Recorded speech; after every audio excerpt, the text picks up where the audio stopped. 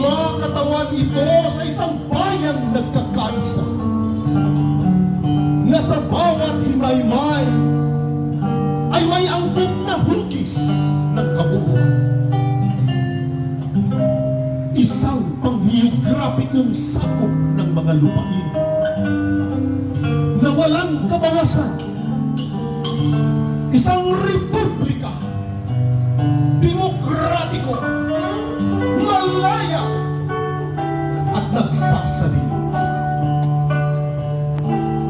Ito ay siyang sagisag ng pambansang kalayaan na nagsasalarawan ng lahat ng kaakit-akit at dinadakila sa buhay ng mga Pilipino. Hinubog ng matipunong kamay ng panahon, binigyang buhay ng isang mapagmahal sa kalayaang mga mamamayan at inakay ng mapagpalang diwa sa luklukan ng mga bansa.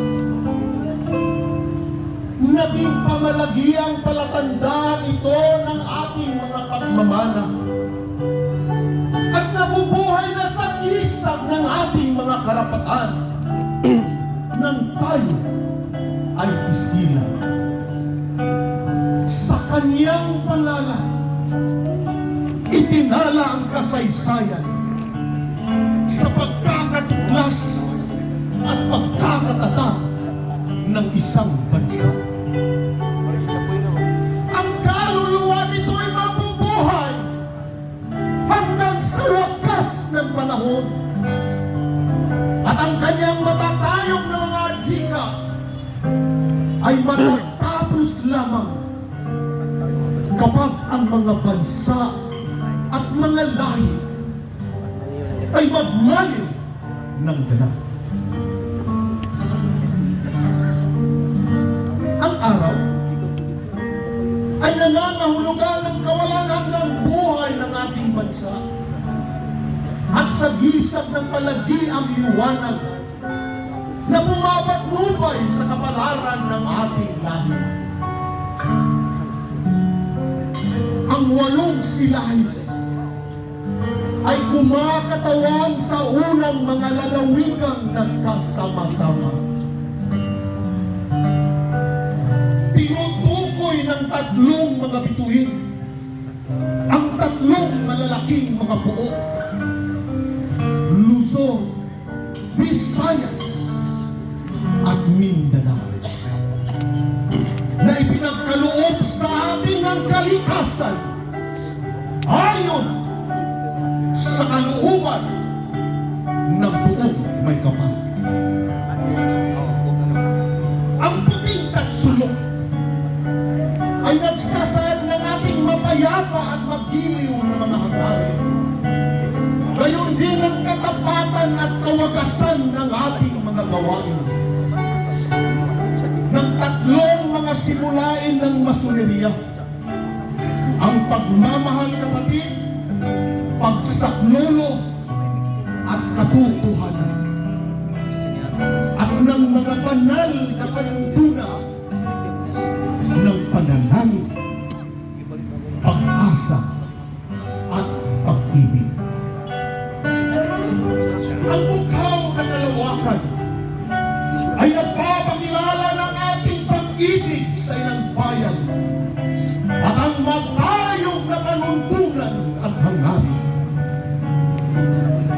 At ang malapad na habing pula ay nagpapahayag ng ating walang humpay na kakayahan na nagpapanatili sa atin ang isang bahagi sa kalawakan ng kalangitan.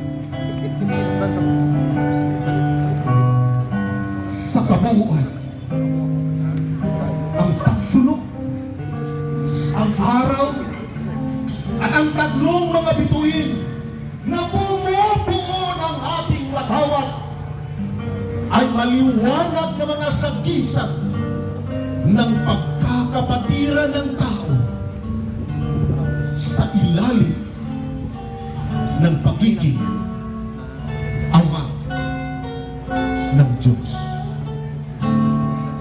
Tulad ng pinapangarap ng ating mga ninuno, naway pumailan lang ito sa panghabang panahon. Ayun! Ang ating watawat, humawagayway, isang sagisag ng pambihirang ganap at makabayang kahulugan. Ang palagiang ulirang pananglaw ng ating mga mamamayan sa isang mapayapa, nagsasarili at malayang pamumuhay. Magbukay kayo dito sapagkat ito ang kabuuang ganap ng kaligayahan ng ating mga ninuno sa panahon ng mga siglong nagdaan.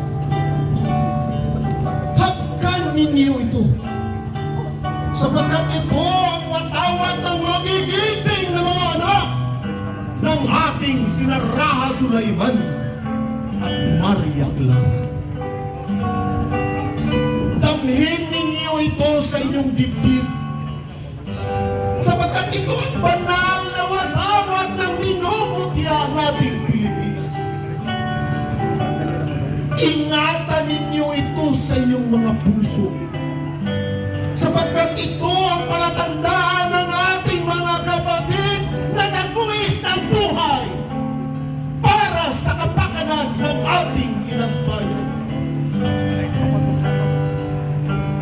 Mahalin ninyo ito sapagkat ito ang walang kasing halagang alaala ng ating bayan na mananatili magpakailanman sa lahat ng magiging katayuan natin sa buhay.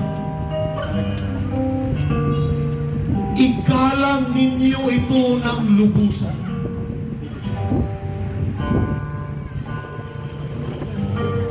Sapagkat ito ang nabubuhay na katauhan ng diwa ng lupang ating sinilangan.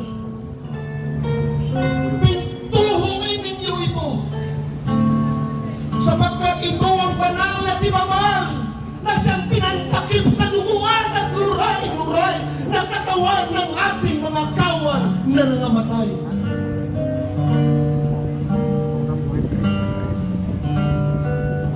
Magpala at ihalay ito sa puong may kapal sapagkat ito ang bunga ng mga pagpapakasakit ng ating mga bayani na mayapa na